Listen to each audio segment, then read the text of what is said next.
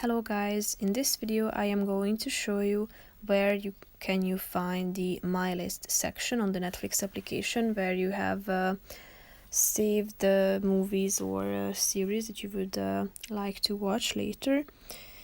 But first I just want to mention, don't forget to subscribe to my channel, because at 10,000 subscribers I am going to show you my whole YouTube revenue statistics and growth strategy, how to make money online. So let's jump into it. First of all, open the application on your phone. Then tap on the relevant avatar that you would like to use. Then tap on the avatar icon that you can see in the upper right corner of the screen.